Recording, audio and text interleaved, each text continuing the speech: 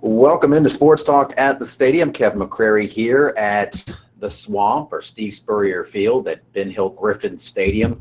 Whatever you prefer to choose here in Florida. It was kind of one of those weird experiences. The past meets the present with Will Muschamp returning to the Florida program that he was fired from just a couple of seasons ago. Steve Spurrier, who was coaching the Gamecocks in that matchup in the Swamp 2 years ago, was here. He was recognizing one of his SEC championship Gator teams at halftime.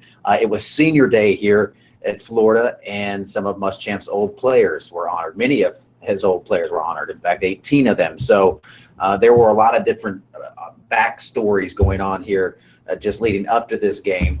And then they played it, and Florida, by and large, dominated this thing. Certainly, they had their way with South Carolina in that first half. The Gamecocks just struggled on both sides of the ball. They did get some turnovers in the first half that kept them in it. They made a little push late. They scored a touchdown with about 6.5 minutes or so to go, and then made another drive. Hayden Hurst had an opportunity to maybe catch a touchdown that would have made it a 6-point game, but even then, the Gamecocks would have had to kick an onside kick, recover it, and go down and score again to win the game. So they were outmatched, and really, frankly, even though Florida was depleted, even though they were on their backup quarterback, they were outclassed, and that shouldn't be a shock. Florida was picked to win the SEC East this year. They still might. I know they've had some troubles and they've had some problems on the offensive side of the ball in particular. They are a very athletic team, one of the more athletic teams I've seen. They looked a step faster than the Gamecocks for a majority of this game. Now, all of that said, I think there's some positives. I still think you walk away from this game feeling pretty good about things going forward if you're South Carolina. Now, I'm not a moral victory type of guy. Well, maybe I am. I think not all losses are created equal. A loss is a loss. It counts the same in the standings. But when you're South Carolina and you are in rebuilding mode, and this isn't a team that was expected to do much this year, it's about getting better game to game, quarter to quarter. So the positives that I saw, Jake Bentley, he did have his first 2 turnovers of his career, a fumble in the first half, an interception in the second half, but he is still a guy that you can tell is unfrazzled, even in an atmosphere like this. And there was a great crowd on hand. It wasn't packed to the gills here at the Swamp, but it was a big crowd for a noon game, and they were loud, and this is one of the tougher venues to play in. So you give Bentley credit for how he handled himself. He was composed out there. He was under duress a lot, sacked 5 times, and that's something that people are going to point to. Everybody's jumping on the offensive line. They've got to play better. I'm not going to say they don't. I asked Muschamp about what the issues were after the game, and he said it was 3-pronged today. It was some pass protection issues. It was Bentley holding the ball too long, and also you had an issue of the Florida defensive backs. Very physical. They play that press coverage. They were all over the receivers, and if your receivers aren't getting open and getting some space, it's harder for the quarterback to let it go, and that can lead to more sacks. But they had 5 sacks this game. They had 6 a couple of games ago. He's just taking way too many sacks, and this kind of popped up on social media during the game. They're going to be able to handle Western Carolina next week. They should, with no problem, get their 6th win. But they do have to go into Death Valley for that game against that rival team of theirs up at Clemson, and that defensive line, you'd set the over-under right now at maybe around 7 sacks in that matchup. And that's not me trying to make a joke or give you hyperbole. That's a pretty stout defensive line, and the Florida one was good, but not as good as the one that the Gamecocks will see in a couple weeks up at Clemson. But all that being said, you still see some progress, some development. Rico Dowdle was injured in this game. He didn't return. It does look like he's going to be able to come back. Brian Edwards dropped the pass. He might have scored.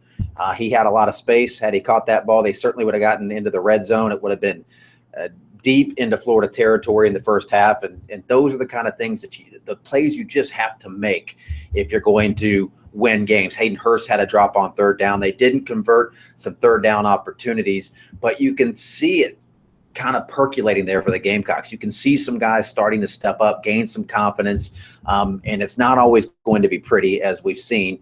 And, they're not going to be world beaters all the time, but I still think I'm seeing pieces starting to come together where the Gamecocks have some life. Defensively, they had one of the worst halves I've seen in a while, probably since the Mississippi State game, even for them. The Georgia game, they really struggled stopping the run, so maybe you'd put that one up there.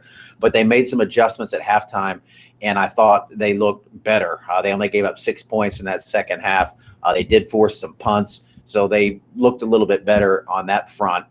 Their special teams, their punt return coverage was an adventure all day. They did give up one for a touchdown. They got a hold that brought it back. So it was an adventure out there all day for them trying to cover punts. And Muschamp said, frankly, and this is something he's been saying, they need more speed. They don't have as much team speed as they need on special teams or really across the board defensively. And I do believe some help is on the way in that regard. They feel like they are recruiting those fast twitch, if you will, athletes that are going to come out and help make some of those plays, and they should improve in that regard. But it was another game where the defense didn't give up a lot of points. 20 points, that's good enough to win. That's not bad defense. On offense, you'd like to think your offense can score 21, give you 3 touchdowns.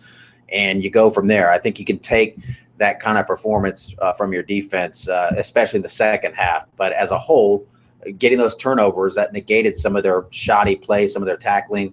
And back to that team speed thing, Florida just looked like they were a step faster really on all 3 phases, offense, defense, and special teams. No doubt the Gators have more athletes. But South Carolina fought hard to the end. That's another thing I like. They were down 20-0 in the fourth quarter on the road.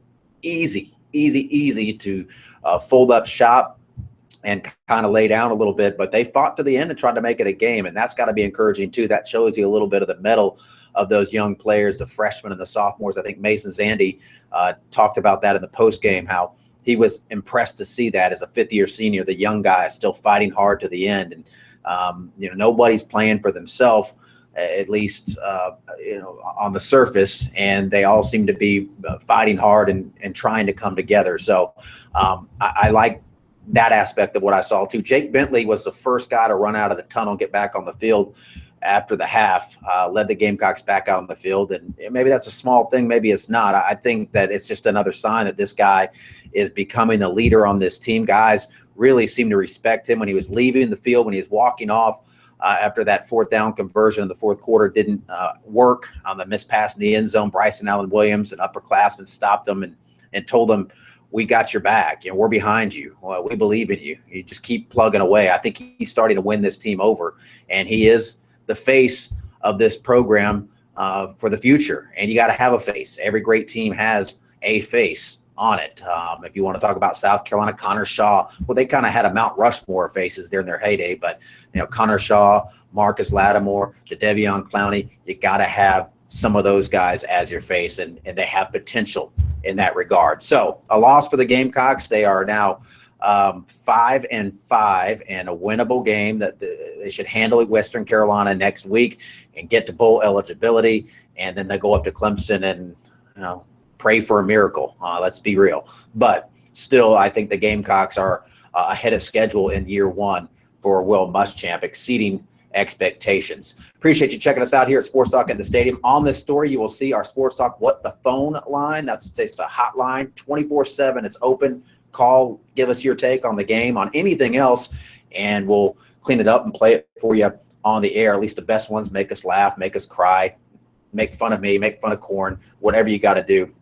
We put that line out there so you have a 24/7 place to vent. Appreciate you checking us out here at Sports Talk on the Stadium.